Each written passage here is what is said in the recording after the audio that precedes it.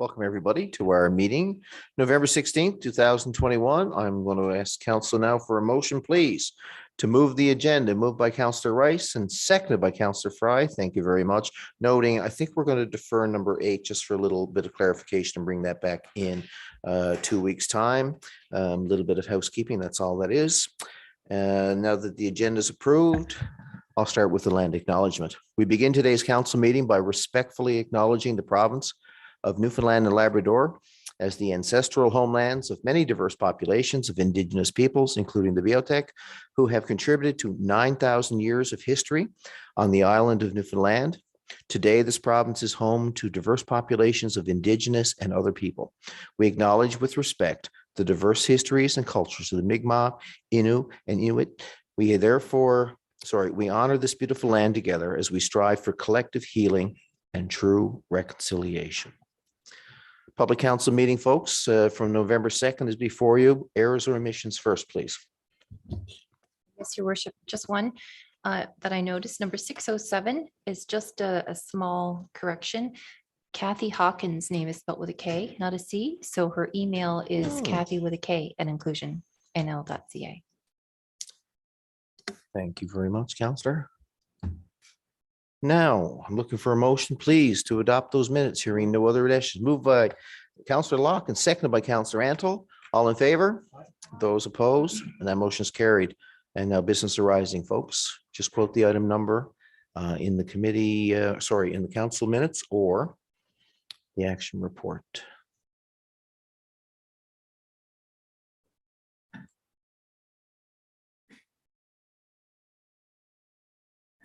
Moving right along. Thank you, everybody. Infrastructure and Public Works Committee. Councillor Rice, please. Thank you, Your Worship. Infrastructure and Public Works Committee, some recommendation coming forward. Number 1, St. David's Avenue upgrade, CP2-CPR number 2001, change order number 7. The coordination for St. David's Smart Accessible Playground. The background is the scope of the project is to be replace underground water and sewer, asphalt, curb, gutter, and sidewalk. The contractor is Modern Paving Limited. The project management firm is Vigilant Management, and the design engineering firm is Newfoundland Design Associates. Council approved awarding of the construction contract to Modern Paving on June 16, 2020, as part of the 2017 to 2020 multi-year capital works plan. With work sustainability completed in 2020, the final paving in 2021 and 2022. The site of the St. David's Avenue work is in close proximity to the site for the new smart accessible playground, which was at the concept stage during the same time project. The concept included a proposed green belt to enable more landscape area and a new location for the sidewalk.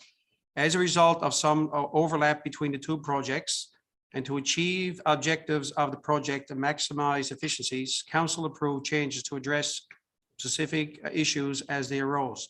Change order number 7 is broken down.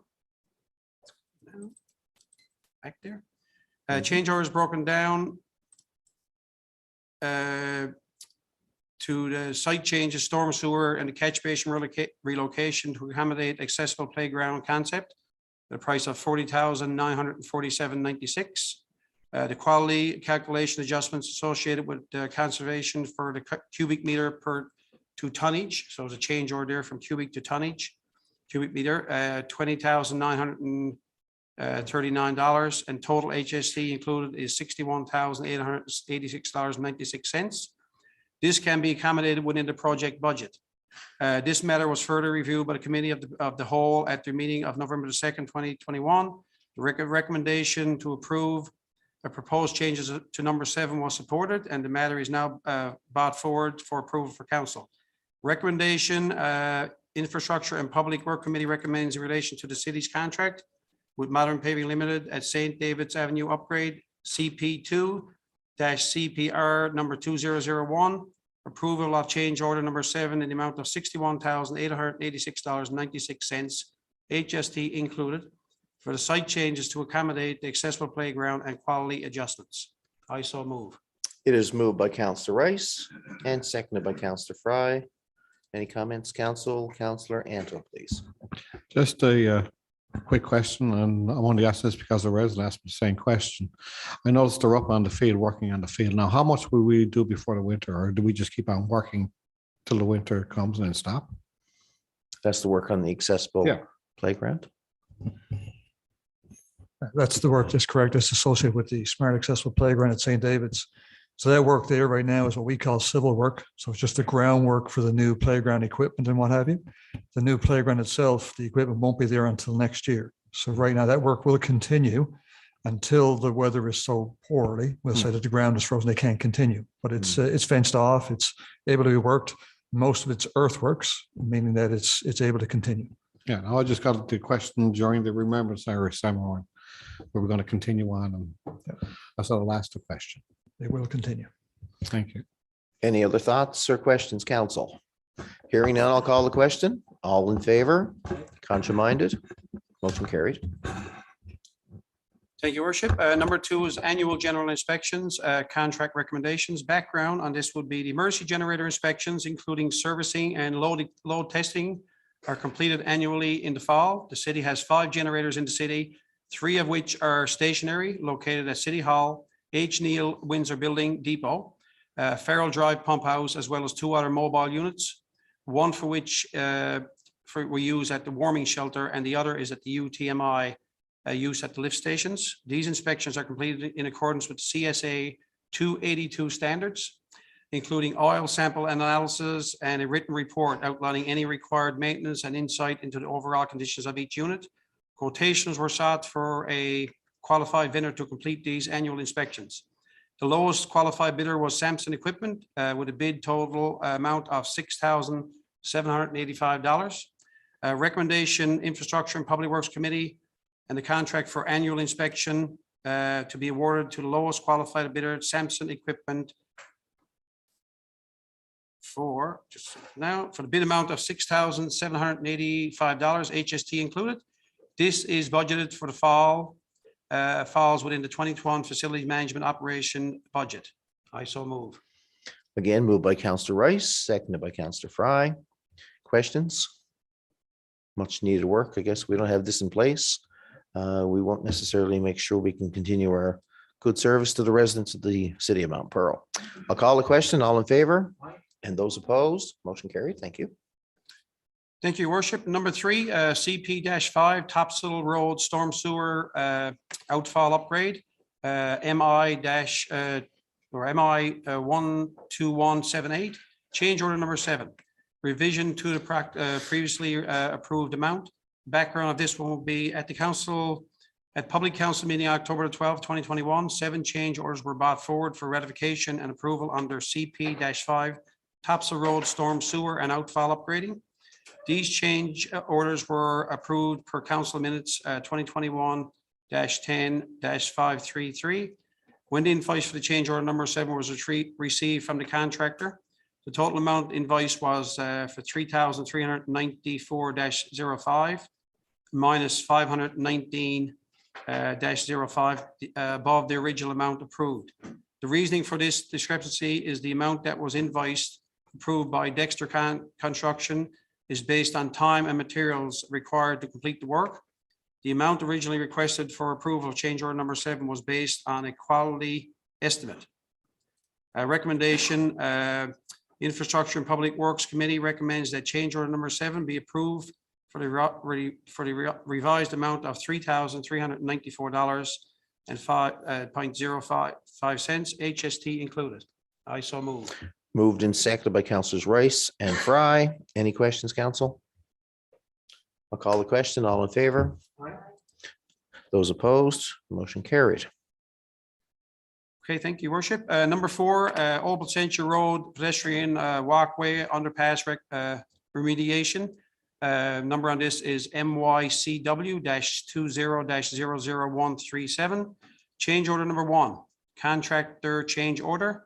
The background, this one is the tender for pedestrian walkway underpass remediation MYCW-20-00137 was awarded to Eric Taylor Limited on July 19, 2021 for the amount bid of $269,186.25, HST included. The following change order is submitted for consideration. Contractor change order number 1, increase the quality of blind spots for Richard Nolan pedestrian underpass. 100 extra bolts were required. The bolts are 100 bolts times $39 per bolt at a cost of $4,485, HST included. Blind bolts refers to the fastening systems through which pre-drilled holes when access is only available from one side. And in this case, the underpass culvert, the installation of these bolts will reinforce the structure in areas where existing bolts have extensively have corroded. The project budget can accommodate this change order. Recommendation from IPW, Infrastructure and Public Works Committee, recommends change order number one to be approved in the amount of $4,485, HST included. I so move. Moved by Counselor Rice, seconded by Counselor Fry. Any questions, Yes, comments? please. Counselor Locke. There's a question here regarding these, the blind bolts that Councillor Rice just described for us. Would they have been used in the original construction of this, Director Antle, or is this something that you have to do after the fact, given that the road surface is now on top of this? Thank you, Councillor Locke. These bolts, sometimes during construction, you can access the back of the culvert as it's built. But in this case, of course, the fill is there now. So these bolts are being reinforced only on one side only. So you'll see it. That's the way these are actually designed now, is one side access. Okay, thank you. And I apologize for not taking my mask off there, Mr. Mayor. The other question, not directly related to this particular recommendation here, but in the areas of the walkways, no, what I'll do, I'll bring it up in under new business. I was going to ask about the guardrail. So rather than prolong it, Okay, yeah. I'll Any hold other off. Thank questions you. then? The motion has been tabled. I'll call the question. All in favor? Those opposed? Carried again. Thank you. You're moving right along, sir. Thank you, Your Worship. Number 5, the Summit Center roof parapet and plenum repair, sole source to North Shore Roofing. Background on this one will be on January 5th, 2021, the city received approval for COVID-19 stimulus program, 90% province and 10% city, for the total project cost of $150,000, including Summit Center roof repair and track and field building, accessible ramp walkway improvement. The track and field building accessible ramp walkway improvement is not required at this time.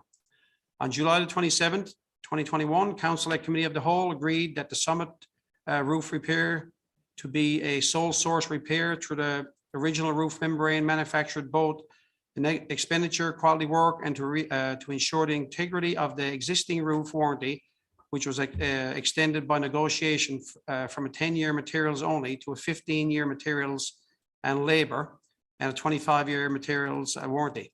Engineering services have reviewed with the manufacturers, Suprema, authorized representative, North Shore Roofing, and has received a quote of $99,791.25, HST included, to complete the repair. This is recommended to accept. It is recommended that to accept the quote and award the contract to the insurer to the roof repair is done before weather conditions prevent and before the funding completed deadline of December 31st, 2021. So we're on a bit of a timeline here. Recommendation, Infrastructure and Public Works Committee recommends to award the work to North Shore Roofing at the estimated cost of $99,791.25, HST included, to complete additional Summit Center plenum repairs pending on-site assessments. I so move. Again, moved by Counselor Rice, seconded by Counselor Fry. Questions, Council? I have a question, Your Worship. Please, Counselor Locke.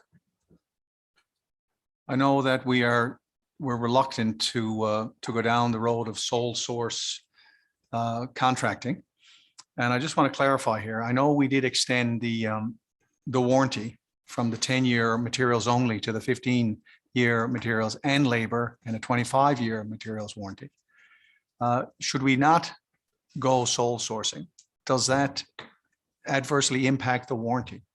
Was this a requirement to protect the warranty to go this route, or would we have been okay had we gone with another bidder?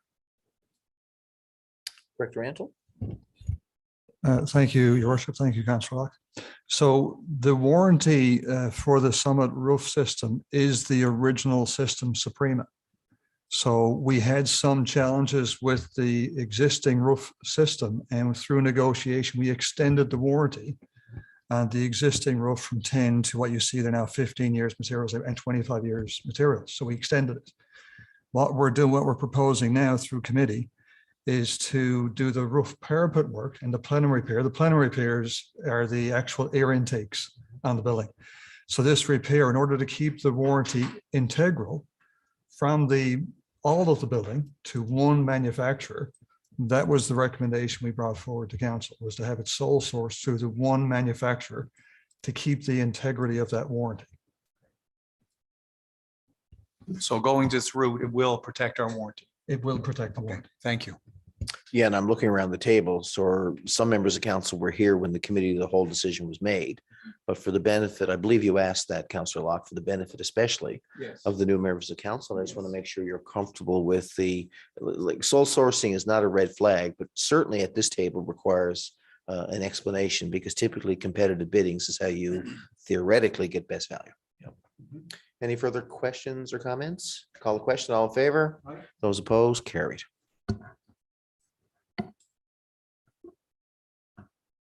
Okay, so I'll take the rest of the report here now.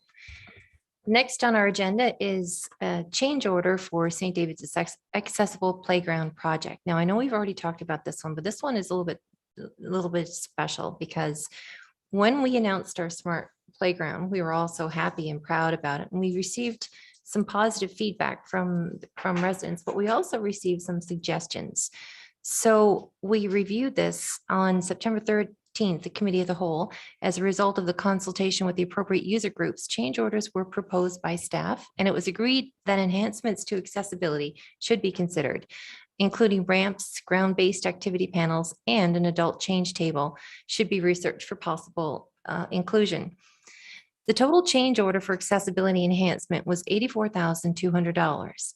So on September the 21st, council approved a change order to enhance accessibility, the ramp, the ground level activity panels, totaling $44,851.15. So now that the research has been complete, the adult change order is confirmed at $39,417.50. And this includes the building enlargement and the adult change table with lift capabilities. And this is really important. This is important to have.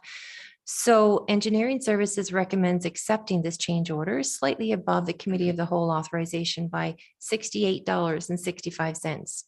And the work authorization is necessary to ensure the current construction on site is not delayed. So Infrastructure and Public Works Committee recommends approval of change order number 1 to increase building dimensions to provide an adult size change table in the amount of $39,417.40. And I so move. Moved by Councillor Fry, seconded by Councillor Rice. Questions, comments? Your worship, I'm Councillor certainly glad to see we talked about this during our committee of the whole just prior in September. And I was just talking to Deputy Mayor Colley about something about being more and more accessible. And this certainly shows that we're certainly open and ready and willing to change. You know, we heard from the residents that this is something that we needed. And the adult size change table is something that, you know, it sets us apart, I think, you know, something that we're going to need. I was talking to a resident a little while ago, and she had to take her child and change the child on the floor of a restaurant. I mean, a restaurant. It's terrible to have to do that. But now we have it in our playground, and I think it's a good thing to do. You know, and it's you know, it costs $40,000, but I think it's a good spend. Thank you. Further questions or thoughts? Hearing none, I'm going to call this question again for now. All in favor? Those opposed? Carried. Thank you. Next, we have our Investing in Canada Infrastructure Program applications for 2022, better known as ISIP. Infrastructure and Public Works Committee was advised that the deadline for applications for the Investing in Canada Infrastructure Program for 2022 funding is November the 19th. And below are the ISIP applications for streets, which are in line with the city's current priorities and our asset management plan. So I'll just read them out here. There's 2 under the category of green infrastructure. Number 1 is for Barber Drive, which is a full replacement, water main, storm sewer, sanitary sewer, asphalt curb, and sidewalk replacement. And the estimated cost for this is 4 million. The second one is St. Andrews Avenue. It's a full replacement as well, water main, storm sewer, sanitary sewer, asphalt curb, and sidewalk replacement. And the estimated cost for that is 3.5 million.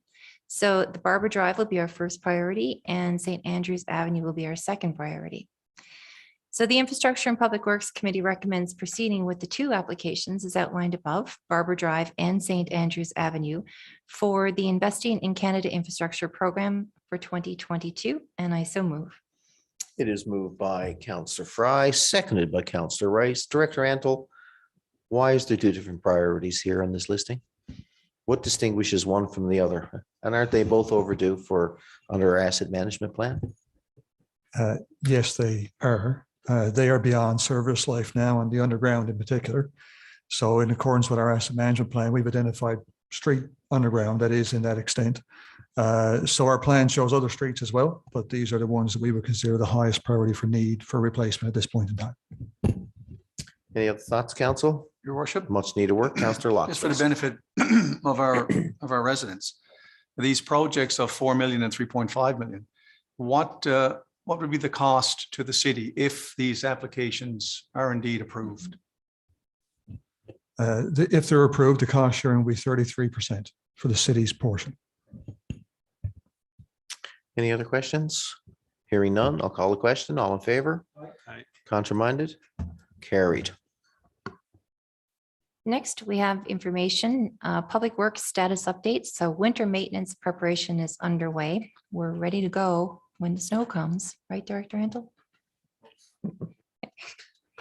For our capital works project, our capital projects, we have, for current construction, we have the pedestrian underpass repairs. The guide rail improvements are underway at Richard Nolan and Old Placenta Road sites. And for facility maintenance, we have winterization of seasonal facilities has been completed. So we're ready to go. We're ready to go. And that's it for Infrastructure and Public Works Committee this evening. Thank you, Councillor. I can't resist a comment and a question about the pedestrian underpass repairs, the massive guardrails that we see over there on Richard Nolan Drive. A resident did ask us, I think in an email, was that necessary? Director, would you be able to, and I know we've had some discussions, but for the benefit of the public, which sees something new and a big change in the neighborhood, why are we making the change? In the code of today, the grade that's there, the steepness of the slope and alongside of the culvert that forms the pedestrian underpass, those guide rails would be required. Years ago, when that was installed, there would be different code provisions, but to go today would require that. So as part of the work, as we've been reviewing the pedestrian underpasses for repairs, that was identified, and hence that's what was being installed. I think that some residents have brought it to our attention about line of sight, and that has been addressed. It's been assessed, and we're in the process now of making adjustments. They astutely realized it is correct. There was a slight miss, I'll call it, on the actual installation. So that's being corrected, and that will be adjusted shortly. Thank you, Council. Councillor Locke. Thank you, Mr. Mayor. That was the question I was going to ask earlier, but we're thinking the same. The one question that I would have here, and the responses that I received from, a few residents, was the gaudiness of the look of these. This is like something you'd see along railway tracks in a city center somewhere. And I brought this up, previously when we were looking at our guardrails. I know in some jurisdictions, for example, they have the posts with these stainless steel cables so I'm just wondering when we're looking at this, especially in a residential neighborhood where this was particularly installed, if there's a cost differential, are they to the same standard? Were these metal guardrails required for the traffic flow there? And I'm just wondering if going forward, when we're replacing or having to install such guardrails, might we consider something that's a little more aesthetically pleasing because that may have addressed the issue of the sight lines. And I know that there's other areas along Smallwood Drive Extension where they're going to be put in. And also, while we're on the guardrails, there was also a question or a suggestion put in that, and I know Director Ant, you spoke to the standards here where guardrails are required. But this resident asked specifically close to the guardrail on Old Placentia Road, close to O'Donnell. There were some pretty steep embankments there as well, adjacent, to the playgrounds at St. Peter's. So their inquiry was, would it be prudent to put guardrails there if it is indeed, a safety issue? I don't need an answer right now because I know you'll have to investigate the slopes and the standards like that, but I'll just throw it out there. Perhaps we can take it back to committee to look at that, to see if indeed there are other areas in the city that meet the requirements, the new requirements, as you said, the new standards. Like years ago when some of our roads were built, if the standards didn't require a guardrail, we didn't put it there. But now my question is, are there other areas where guardrails under the new regulations might be warranted? And if that is the case, can we at committee consider the costs of something that's a little more aesthetically pleasing, provided they meet the safety standards? And that's it for me, Your Worship. Thank you. Okay with that, Director? You're fine with that? We'll have a report back to next public council meeting. So Councillor Locke, you're finished. Anybody else? actually, Councillor Your Worship. Fry. I just wanted to just clarify something. Director Antle, are those posts, the huge posts, are they staying? Or are they going to be trimmed? The post, the guide rail is being adjusted in two fashions. One is the actual, if I call it the horizontal, how close they are to Richard Nolan Drive is being adjusted back. And the height of the posts, the Okay, height, they were not finished cut off. They're going to be cut down to just slightly above the top of the guide rail. So that'll be adjusted. And to Councillor Locke's point, we can certainly look at other options for guide rails. Sometimes that involves reinforcement of the guide rail in different fashions. The actual end of the guide rail has to be anchored into the road, the cable guide rails, versus an actual structural guide rail, which is what you see we have there now. That doesn't mean there's other kinds. There's not other kinds as well. There is. They all come at a different cost, but it's for aesthetics as well. So we can certainly look at that. thank you. Councillor Antle. Just a quick note, I was Sorry. going to mention that about the guardrails were cut too high. Okay. But sometimes I think we all got contacted regarding that guardrail. And maybe in future, maybe is there any way we could do something publicly and say, this is what we're doing and why we are doing it? Not just on Facebook, but maybe put a little article in the Evening Telegram or something like that to let people know, because it'll alleviate all the concerns that we had. I think the guardrail is there. We know why it's there, but the ordinary person on the street doesn't know why. It just looks obtrusive in the neighborhood. But just a suggestion, let people know that we got why we're doing it. All right, let's move on to the Community Development Report. Councillor Antle.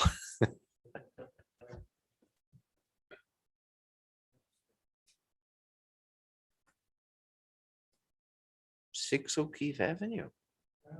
This is good news. And for us, we only have a few there. I'll do the first three and then I'll pass on. The first one is number 6 O'Keefe Avenue. And I think we have seen this coming through our committee 3 or 4 times in the past little while, and there were some issues there, but it all seems to be straightened up. This is a residential intensification project, and it's all been approved by the neighborhood. The residents are all up to date and know exactly what's happening. So it's a duplex on number 6 O'Keefe Avenue. I think the residents down there will be nice and happy to see. There's a new home we're going to be started down there, and the land will be all taken back. And I so move. It is moved by Councillor Antle, seconded by Councillor Lane. Thank you. Any questions, comments? I think this has been on the go for 2 years. Yeah, it's quite a while. So I think Yeah. that's why. Well, I'm just gonna call the question so they can start construction. All in favor? Those opposed? Let the foundation begin. All the residents are already up to date with this, so that's why we just moved it along. Yeah. Number 2 is at 24 Brent Drive. It's a variance stairwell enclosure. This came through our committee and it went through. We have some no issues with this. There was a mail out sent out to all the residents, and they went further than knocking the doors to some of the adjacent property owners to make sure everything was okay. So they all had no issues with that. You can check through the background in your report. Before this is passed through, they have to one second. They have to pass all city inspection services with finance, planning and engineering and the City of Mount Pearl Development Acts 2010. And I so move. Again, moved by Councillor Antle, seconded by Councillor Lane. This variance is within the discretion of council. It's unusual in the regard of, there's not a lot of neighbors necessarily up in that area like you'd see in a fully built up residential area. Any questions, council? Any clarifications required? Call the question. All in favor? Aye. And those opposed? Thank you. Motion carried. Number 3 is another variance request for the city. It's a variance for an accessory building. And this is to increase the maximum floor for the proposed area. It's an increase of 10% to the maximum floor. This is something that's in our discretion, and everything else passed through and there was no issues. And I so move. You can see it in your kit if you have any questions. And there was no issues with the residents or neighbors, and I so move. Again, moved by Councillor Antle, seconded by Councillor Lane, another variance with no objections from the neighbors. All in favor? And now we'll- Contraminded, carried. and now we'll pass it over to Councillor Lane. Thank you. So number 4, we have the Association for the Arts in Mount Pearl, the 2021 operating grant. The Community Development Committee reviewed the Association for the Arts in Mount Pearl's 2020 activities report and financial statement report and recommends releasing their 2021 operating grant in the amount of $10,000 based on the current MOU with the city and the future activity plan for the association. And I so move. It is moved by Councillor Lane, seconded by Councillor Antle. All in favor? Contraminded, carried. Next, we have number 5, the development permit list for November 1st to the 12th, 2021. The committee recommends that the following development permits be approved as presented for the period of November 1st to the 12th, 2021. So we have Norman's Contracting, a variance minimum rear yard. We have another variant for an accessory building along with a water service connection. And I so move. Moved again by Councillor Lane, seconded by Councillor Antle for the development permits. All in favor? Contraminded, carried. And number 6, we have a building and occupancy permit listing from November 1st to the 12th, 2021.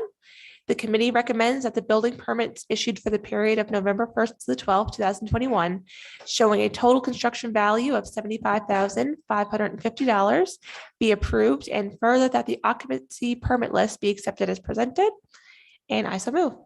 It is moved by Councillor Lane, seconded by Councillor Antle. All in favor? Contraminded, carried.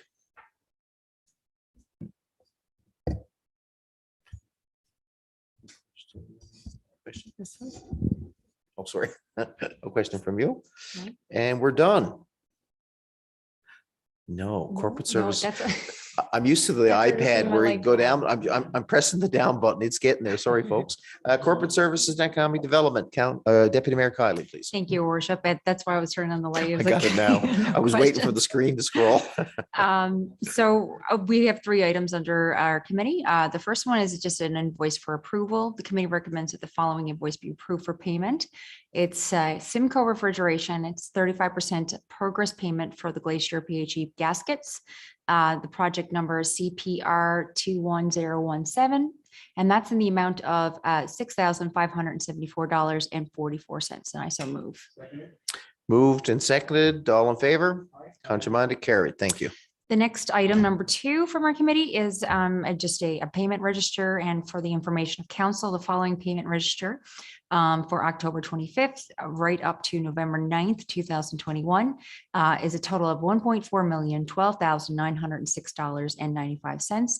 And as you can see in your package, it identifies the vendors as well as the documented totals there. So, and just a quick note, when you look at some of the key items there from the city of St. John's for $700,258.66, those are ongoing payments when we think of fire and services, as well as from the St. John's Transportation Commission, that's $198,263.55. So feel free to take a look there. And if there's any questions, I can divert to Director Pittman.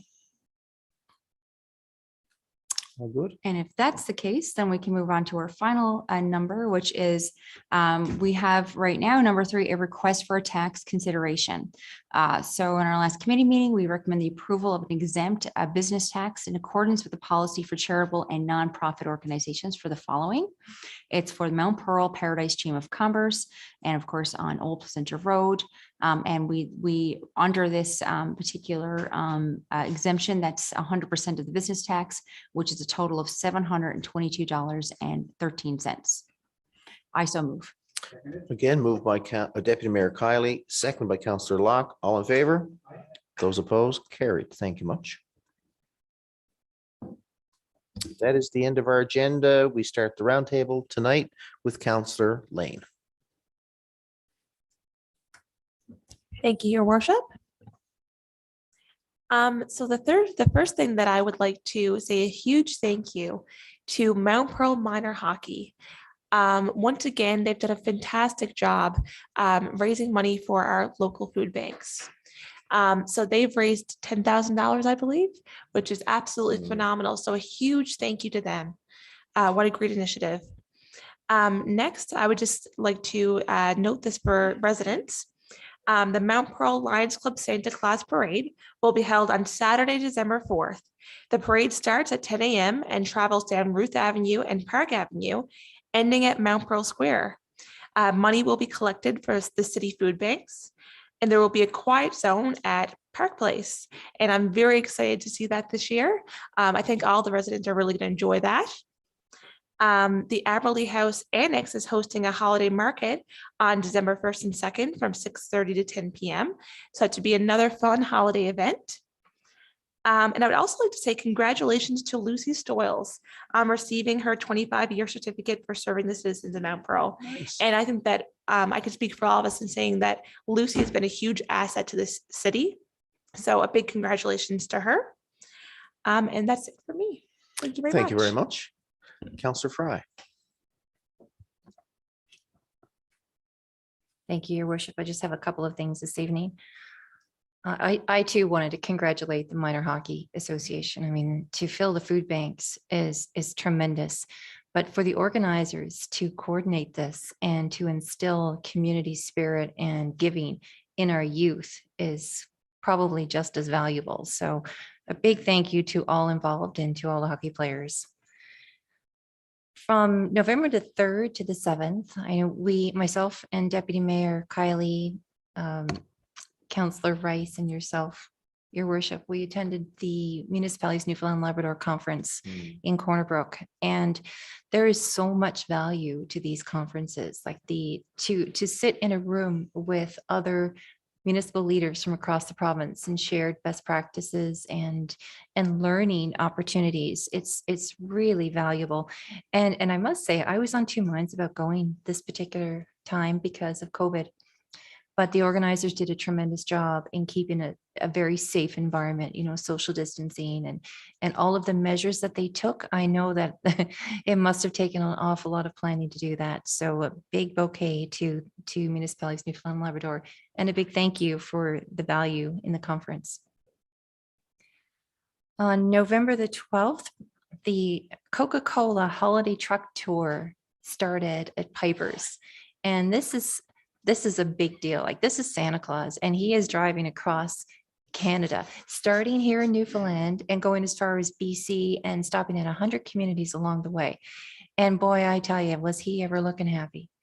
So it was fun to see, and it was fun to see all the kids here. And it's still hard to believe that Christmas is just around the corner, and I'm still in summer mode, but it was really great to see that jolly fellow. November the 13th to the 19th, this week, is Transgender Awareness Week. Now, each year between November the 13th and 19th, people and organizations around the country participate in Transgender Awareness Week to help raise visibility about transgender people and to address issues members of the community face. Transgender Day of Awareness is an annual observance on November the 20th. So the Awareness Week culminates on November the 20th, and that is Transgender Day of Awareness. And that honors the memory of the transgender people whose lives were lost in acts of anti-transgender violence that year. This is heartbreaking for me. In 2021, it marks the most deadly year recorded with at least 45 people, most of them Black or Latino, killed because of their sexuality. This reminds me of years and years ago when you read and you hear about violence against Black people. There is no room in our society for this type of violence, whether it's homophobic, transgender, whatever it is. People are people, and it doesn't matter to anybody else what you do. I look at this, and 45 people were killed this year in Canada. That's out of violence. That's not talking about suicides and the mental health and the anguish and everything else that comes along with it. Like, I don't understand what is happening. I know that recently here, even here in Mount Pearl, we had some homophobic vandalism. And that really, really, really breaks my heart. And the sad thing is, this is coming from school age kids. So when you look at that age group, when they're in junior high school, and that's when they start to question their sexuality, and that's when they need their friends and their family the most. Messages of homophobic slurs, there's no room for it, and we cannot tolerate it. We have to take a step for this. And I appreciate all that our Public Works Department does, because when there is vandalism, our Public Works Department cleans it immediately. But another sad thing about it is that quite often it's the kids who are questioning their identity that act out. So quite frequently, the ones who are causing the damage and being overt about homophobic slurs and things, quite often they're the ones that are questioning their own identity, and they're angry about it, and they're confused about it, and that's why they act out. So it's a sad situation all around. But from our perspective, here as a city, we welcome all individuals, transgender, gay, lesbian, it doesn't matter. And I am so proud to stand with my colleagues to make our city an inclusive one, and to take all the steps necessary to keep our city safe for all of our residents. One more thing for me, I was speaking with a resident recently who asked me to bring this forward, so I'm just going to bring it forward for information. I was speaking with a gentleman who has concerns about heavy equipment on sidewalks. He said it's a safety concern, and it's also a concern because it could cause premature damage to sidewalks. And this is along Park Avenue. He saw it 3 weeks ago on Park Avenue, and then again yesterday, eastward from Tim Hortons. So I just wanted to bring it to your attention there. And that's it for me, Your Worship. Thank you. Councillor Locke. Thank you, Mayor. Just a few items here for me as well. First, I too would like to tip my hat to Mount Pearl Minor Hockey to do great work. And it's, as Councillor Fry and Councillor Lane said, it's nice to see the youth involved and instill that sense of giving to our younger generations. I also want to acknowledge Remembrance Day, the ceremony that we had, and our thanks again to our staff for organizing that. It was a horrible day weather-wise, but it was very encouraging when you saw the numbers of people that came out despite the downpour. And I know our veterans certainly appreciated that. So again, it was another nice event. And again, thanks to our staff that were involved in organizing that. Also, we did have an unexpected blast of snow. So I just wanted to extend some of the kudos and congratulations and many thanks that I received from our residents for the quick response. So Director Randall, if you could pass it on to our crews, that it didn't go unnoticed how quick our crews were there to respond. So our residents were very pleased with that. So please extend our thanks to your crew. And also, Councillor Fry mentioned the M&L conference. I was not in attendance, but I was following along with interest. And I do know that we did bring forth a resolution. I'm not sure which one of my colleagues brought it forth. Deputy Mayor, Colley brought it forth. And that had to do with photo radar with speeding. I know it was the top item that we all encountered at the doors when we were campaigning this past fall. And I know that the previous council looked at this with great interest. And our current council is also interested with proceeding with this. So we did, I just wanted to let our residents know that it's not on the back burner. It's not a dead issue. We are actively pursuing this. So we brought it up at municipalities, Newfoundland and Labrador. And I do believe it was warmly received. So it's on now to the provincial government. And I know, speaking with some people at the provincial level, I know I spoke on behalf of our entire council here, that if they're looking for a pilot city, when the legislation is finalized and passed, that we would certainly be more and willing and quite ready to take on any pilot to see if we can't use this to ensure increased safety on our streets. So I just wanted to raise that as well. And that's it for me, Your Worship. I thank you. Thanks, sir. Deputy Mayor Kiley, please. Thank you, Your Worship. I'd have to say kudos to almost everything that my colleagues have said thus far. What a wonderful couple of weeks it has been between the work, and congratulations to our community groups, to the observances, and to the conferences. I just want to speak to a few specific items. I want to go back to the MNL conference, and specifically as an absolute brand new counselor coming in and seeing this as an opportunity, not only to get a sense of what other municipalities and towns and colleagues have been doing, but it was an incredible experience of just knowing how much work and effort, and I would have to say how much pride it is to represent the city of Mount Pearl at this conference. I wanted to bring attention to the very first event in which I attended, and a part of the conference, they held a women's leadership conference. And there was a lot of incredible conversation about mentorship, and something that it really brought true to the work and endeavors that I feel like every council chamber, including this one, can absolutely benefit from, because one of the items that they really focus on is not only just mentorship and gender equity, but understanding it in a way that certainly it's for everyone. And speaking to my colleague, Councillor Locke, when it comes to the resolution with photo capturing, there was another resolution that had also passed, and it had been spoken to by actually Councillor Sheila O'Leary, and it was specific to childcare. And I'm just going to read it out, because it's one of those items that I think we look at how far we have come, and understanding to ensure that these chambers are accessible to everyone, not only to ourselves, but for individuals to come, that ensuring that everyone has the right and most equal access to supports are so important. So when it came to, with regards to childcare, there was an amendment made, and in fact, unanimously supported. And I'll just read it out. Whereas the COVID pandemic was highlighted the importance of childcare for families, whereas accessible and affordable childcare is a national conversation, whereas the province of Newfoundland and Labrador has prioritized increased childcare affordability and availability for families and workers, and whereas the lack of access to childcare and funding to support childcare for counselors across the municipal sector is not uniform and has been identified as a barrier by women in particular.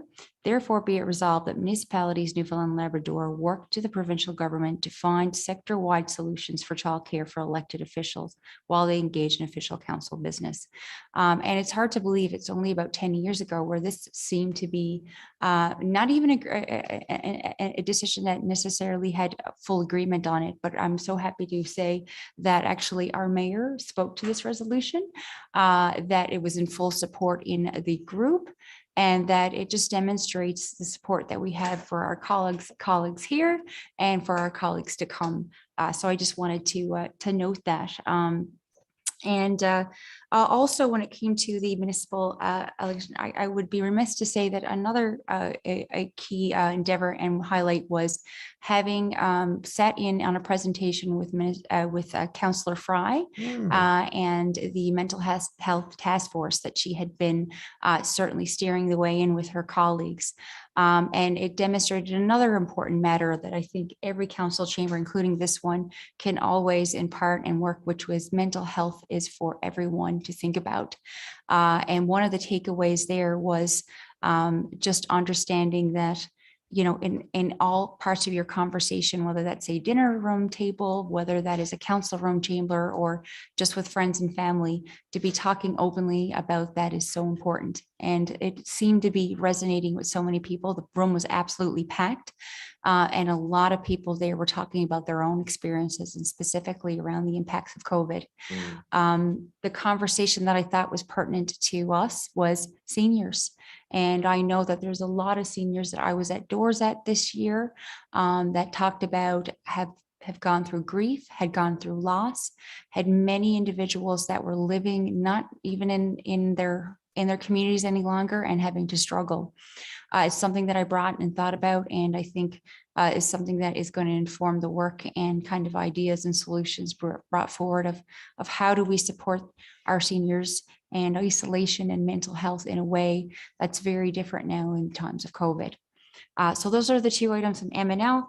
And finally, just a quick note, I'm going to talk a little bit more about an event I already had talked about. However, I think it's pertinent because it's coming up and one of the organizers had shared a little bit more about it. So Marion Bright fundraiser, which was created by Alex Taylor. And because of COVID, it didn't happen, you know, it happened virtually last time, but it's now happening once more, December 8th, 7 o'clock at the Lantern. And just I wanted to focus on this a little bit more because there was a lovely bit of information shared with me and basically about a little bit more background of Alex. This is all proceeds that are going, of course, to the $1 a Day Mental Health Foundation. Alex started music at the age of 5. His passion for music took him from playing a variety of instruments, piano, drums, accordion, flute, banjo, the list goes on. He attends right now Mount Pearl Intermediate in grade 8. He performs open mics, and throughout COVID, Alex found comfort in music. And so that was one of his major, I think, self-cares and also for helping others. Also, some individuals, there'll be another band playing at the event, Overpass, and also Alex Taylor's sister, Jessie, will be playing as well. And she's an LPN. She has been frontlines during COVID, keeping us all safe. And she also plays the piano and was with Etc. in production. So it's going to be a great event. I'm happy to also share that Minister Abbott is actually going to be sharing greetings from my understanding from the organizer and specifically focusing a little bit more on his experience with working with mental health. So that's all I have, and thank you. Thank you much. Councillor Antle, please. Worship. It's a good event. I think Alex is going to have a big crowd, that's for sure. Just a couple of things there from your worship. And the first one is I'd be remiss if we didn't talk about hockey with heart. I think you're all involved with that. Susan Piercy certainly has done a fabulous job. Mount Pearl Minor Hockey has been involved with they used to do the food drives, and they was trying to do that food drives as much as they possibly could. And just while you were gone, I was up to the glacier, and the kids are out there, and they were truly excited about going out, you know, and doing this toonie job. They wanted to go knocking on doors and door, but they couldn't. I think we brought it up in committee there a couple of days ago, myself and Councillor Lane. Maybe in the near future, we could get Mount Pearl Minor Hockey in to have them here in council chambers. As a little thank you or something, if we can get that done.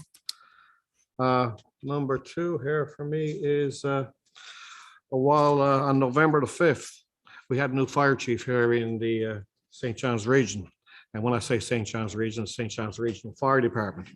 Christian Corando, he's a grade 4 student at First Baptist Academy here in Mount Pearl. He was made fire chief for a day. Christian's poster, I think it was fabulous, it's on our Facebook page, was held part of the Fire Prevention Week, and he was chosen the winner of 250 youngsters. It was quite the brochure. It looked like something like Star Wars, and it focused on, you know, getting out of your house safe. He had quite the mentor here at City Hall too, I hear. Oh, he did? Yeah. Councillor Antle. Oh. Well, I better not go nowhere. I got to keep back. It was quite the day. He had quite the day to as fire chief. Also, a couple of things coming up. The Mount Pearl Marlins have a swim meet coming up on November 19th this week, and November 19th to the 21st. For the information of the public, The Mount Pearl Marlins will be hosting a swim meet from November 19th to the 21st at the Summit Swim Center pool. There will only be one spectator permitted for family, and they will have to show their vaccination pass and photo ID. For those family members not able to attend due to COVID guidelines, the swim meet will be live streamed at the Mount Pearl Marlins Facebook page. The Summit Center pool will be closed this weekend, and good luck to all the participants. Also, just a quick note, the Seniors Independence Group. Every Wednesday, I got this last week. I don't know if anybody saw this calendar, but it's good. It's handy to have. But every Wednesday, they have bingo and cards, and it's usually well attended. It's a lot of fun if you got a chance to go up. And if any senior wants to go, it's $1 at the door, so it's not going to break you. And you can always have a chance to win a game of cards. Seniors who are members, right? Seniors who are members, exactly. But also, I mean, the Mount Pearl Seniors Independence Group is quite active. Like every Monday down to Park Place, they have darts. And same thing, it costs $1 to join, you know, and it's usually well attended. They have a jam session, and it's always a little bit of fun. So if anybody's interested, I mean, just contact the Mount Pearl Seniors Independence Group and get a calendar, and you can take advantage of everything they have to offer. And that's everything from me, Your Worship. They're growing in leaps and bounds. They have are, a I know. cap on entering at least the card part of it. I believe a cap on membership. And I think they're not allowing anybody in until after Christmas of this year. Well, I think we should build a new civic center. I think just one thing. Councillor Rice, just- please. Just one thing, Your Worship, it's at the Seniors Independence Group. What happens, I noticed is the bingo is starting to grow because of the caller. You know, I heard there's one of the councillors that are calling bingo quite I haven't often. called yet this year either. I had to turn down Wednesday night, so thanks.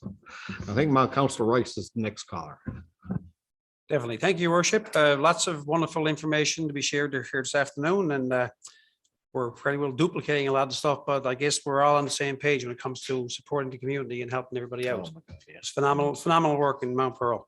I also had the pleasure of attending MNL November the 3rd to the 6th in Corner Brook. Fantastic time.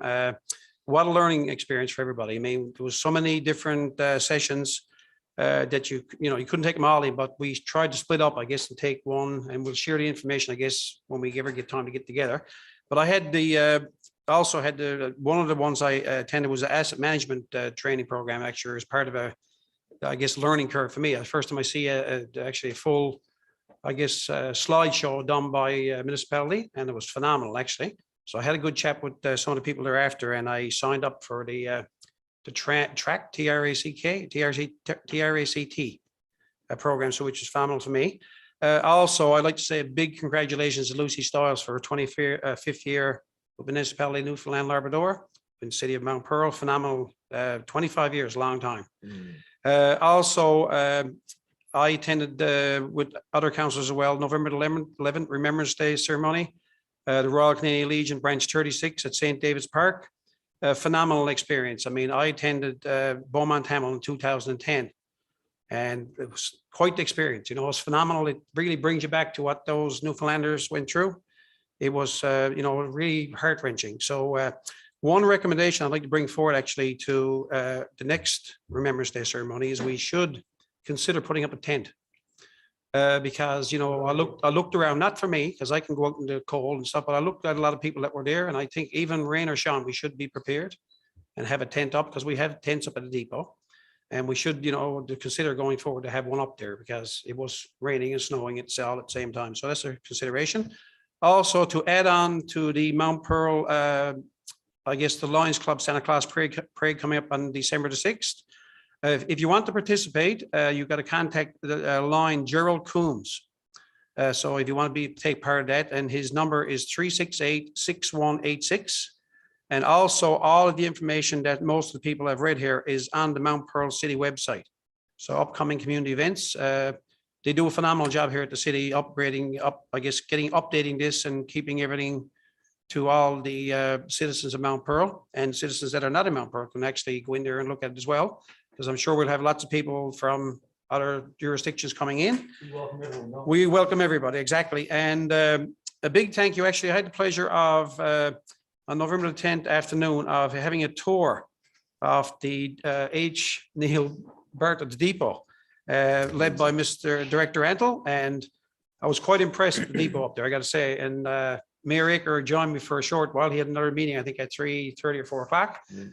But I was quite impressed. Where I was there for like an hour and a half, and we went through every area. Had a great chat with the crew up there. Everybody was smiling. They were all working diligently, like getting everything ready for the winter months and snow blowers and trucks and everything. And I even was talking to one guy there, I think it was Gerald, was welding up the bottom in one of the frames for one of the cabs of the tractor. But anyway, great crowd. I mean, they all seem to be enjoying their work, which is something that's really impressive, because when you go into a workplace and you look at everybody working, you know, not everybody smiles. But I got to say, when I was up there, everybody that's in the IPW office and right out to the whole area was, greet and meet. They were phenomenal. And I was really impressed. And I told Jerry that before I left. Anyway, that's it for me. Hopefully we'll have a good afternoon. Thank you. Thank you. Yep. I think everything's been discussed. But I did want to mention the M&L convention. The resolution session was very strong.